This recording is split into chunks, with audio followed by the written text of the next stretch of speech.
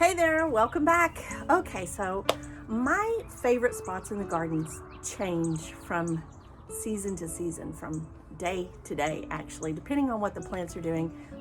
But one of my favorite spots in the garden right now is the cilantro.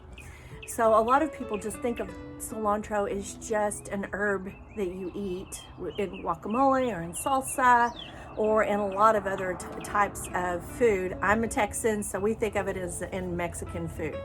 I have let my cilantro go to seed, and I let that happen with a lot of the plants that I grow because I collect the seed, but it also is so pretty.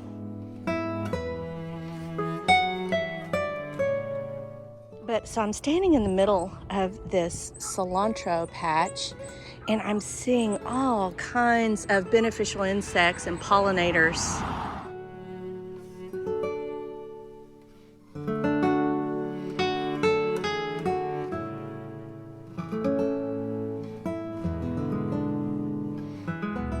At this point, this is not where I'm going to harvest it and eat it for, to put on my salsa. It's really, really strong right now. So these flowers will flower and then they'll turn into seeds, and now it's coriander. So what I will do is I will let these go to seed, not all of them. That's a lot of cilantro seed or coriander. Another reason I like to let it go to flower is because I'm going to cut some of these and make a little flower arrangement. Now, this is not the only spot that I have cilantro. I scatter the seeds all through my gardens, but this is my favorite spot in the garden today. But all of these tiny little parasitic wasps, I can't believe people buy these, but they do. But when you buy them, where are they gonna stay? You've got to give them a habitat that they like in order for them to stay. And I actually have a plum tree right here, have a pomegranate tree right here, grapes are right there, tomatoes are right there, potatoes are right there, and we just have everything's just all mixed up, of course. But I like how where these have grown. So they're kind of in the back. They kind of have the thriller placement, the filler, the thriller, the spiller. They have a thriller placement in the garden right now. But I don't have the heart to cut these right here because I like their placement. I'm gonna show you a spot in the garden where I'm not thrilled about where they are because of the height. Okay, so now what I'm gonna do is I'm gonna go to a spot in my garden where I know I want to cut my cilantro or coriander flowers and bring them in for a flower arrangement because they're growing in a place that's a little too tall for where I want them. They're growing on the edge and I don't really want them there. So like I said in the beginning, they were fine, and we harvested like crazy off of there for salsa and for guacamole, and we've made a lot of stuff out of a lot of this cilantro. We've been eating on the cilantro for, I guess, since probably November.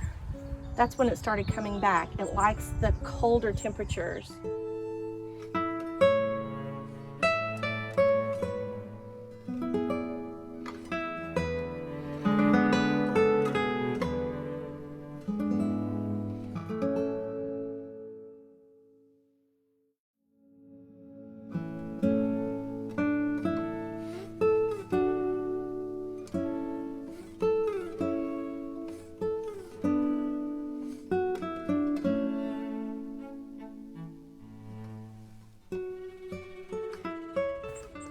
Okay, so this is a nice big bunch of flowers to bring in. I think I'm gonna go grab some of that larkspur too.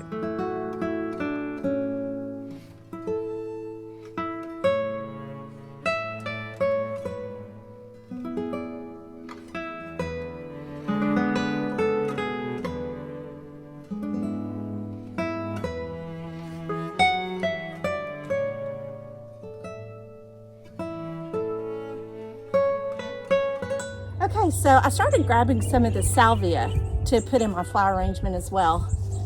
That cilantro is going to kind of have the effect of baby breath. And I noticed that I would show you something else. So the salvia right here is starting to crowd out this little potato plant. It's actually kind of a big potato plant right there. So I'm just gonna kind of trim it right there and kind of give that potato plant a little bit of space. And at the same time, I'm bringing in some flowers for my flower arrangement. I love to have fresh cut flowers in the house. Okay, let's go put this flower arrangement together. So what I'm going to do first is I'm going to just kind of prepare these for putting them in a vase. Okay, so of course I have my compost bowl here. So what I'm doing here is I'm just removing the bottom leaves. I'm going to put them in my little compost bowl. And I try to cut these pretty much the same length whenever I'm bringing them in. But I just don't want these bottom leaves to be in the water, because that will make everything decay and not last as long. So now I won't have to change the water as much. But all those little microorganisms, just like in the compost pile, will go to work and start breaking that down sooner if there's a lot of nutrients in the bottom here. Okay, so that was all the salvia.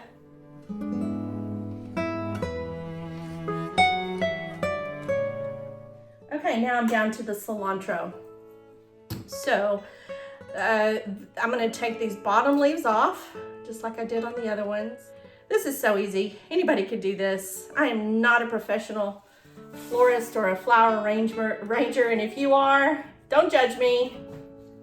I just like bringing in my own flowers from my own garden. I usually tend to put these shorter ones on the outside. Just, again, it's that thriller, filler, and spiller. Even so, in the edible landscape, in the container, and in a flower arrangement. That's what I do anyway. I think I learned that from Martha Stewart years ago.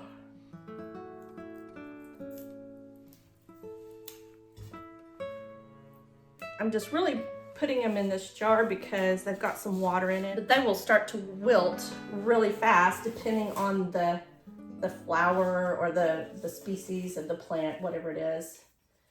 Ah, that's looking really pretty. I kind of like to do it loosey-goosey.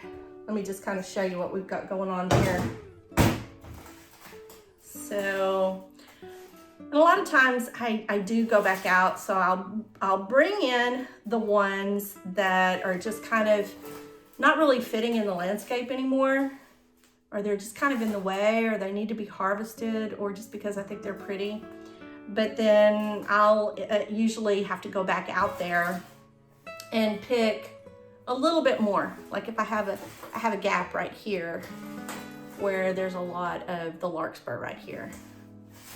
So I think I'm gonna make what I would call a sweet little arrangement. Like, oh, isn't that sweet? Isn't that cute? I think I'm gonna make two. I'm gonna make one for my office and one for the living room. But I love to use herbs in flower arrangements. Smell good. I already have one of these in the bathroom. I posted it on Instagram the other day.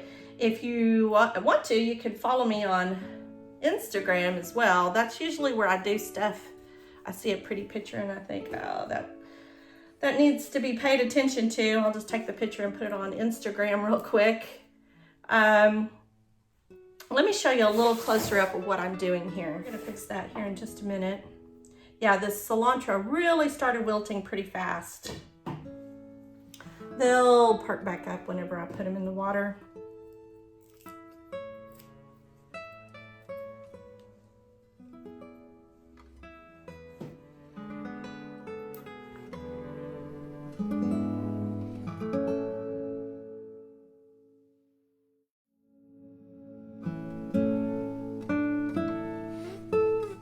So one of the tricks that I like to do is once I figure out what size of vase I'm going to do, I'll usually just put the vase on the side of the table, and then I'll take my long stick, like I know that's way too big for that, and I'll just kind of eyeball it I'll put it on the other side of the table.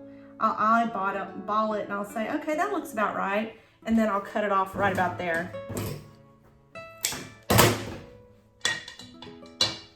But the cilantro, to me, it just kind of has that same effect of baby's breath. Like I said, I am no florist, and a florist may really call me out on that and say, oh, that's terrible what you did, but you know what? I don't care. I think I'm gonna take these larkspur out. I think it looks really simple. To me, simplicity is elegance. These are a little bit too tall still. I'm gonna cut these down a little bit more.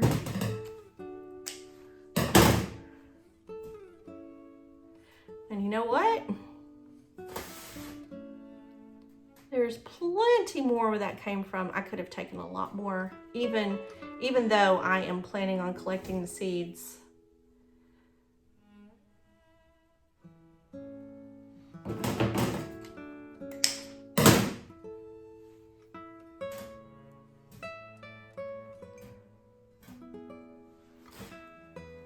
But I just love that. I think it's very sweet. Now this one right here, really what inspires me on some of these arrangements is just what's growing together out in the garden. If it's a pretty combination out in the garden, then it makes a pretty combination in a vase. If it's a pretty combination in the vase, then it makes a pretty combination out in the garden. So going back to the cilantro, there's so many reasons why I love it in my edible landscapes. We've been eating on this cilantro, just the cilantro leaves. And here's some that I have. Here's some that I keep in my windowsill. See, this is usually the size of the plant that you see in the grocery stores. But it's just getting too warm for cilantro. I live in Texas. It's just getting too warm for it now. So I am just going to let it go to seed, which I already have. I'm going to collect the seeds, which I already have. Here is my cilantro seed. I'll put a picture of when I collected it before, but the cilantro seed is actually the same thing as coriander. So if you can't find cilantro seed in the stores and you want to plant some, now what I would do right now, if this was all dried up and these seed heads were all dried up, I would just pull them off the plant and just toss them on the ground and not worry about it. The plant, the seed, knows when to come back. It'll come back sometime this fall. It'll last all through the winter. Even if we get freezes, it kind of freezes up a little bit. You can tell it kind of looks like somebody put me in the freezer for a few minutes. But then it just perks back up and it's okay. Yeah, it's just so easy. But cilantro is one of the very first things that I tried to grow whenever I first started gardening, and I just failed year after year after year until I found out it only likes the cool weather. It can't take the heat. As soon as it started getting too hot, it shoots up real tall. It puts on these most beautiful flowers that bring in the pollinators, and then it starts putting off a second crop, and that is coriander. One time, these are the seeds that I harvested from the garden, and it kind of tastes like, to me, it tastes like Fruit Loops. It tastes like the lemony flavor of Fruit Loops, but without the sugar. It's one of those aromatic herbs. If you can't tell, I've done so many videos on herbs already, but herbs are like the cornerstone of my gardens, especially perennial herbs. This is not a perennial herb, it's an annual herb, but it's a self-seeder, which is almost as good as a perennial. I would say it's as good as a perennial. This may be one of the biggest arrangements I've ever done. It's very tall. Okay, well, if you like this video, be sure to give it a thumbs up. You can hit the little share button, and you can share it with a friend that might be into it. And be sure to subscribe if you haven't already. All right, until next time. Bye for now. Your homegrown garden flowers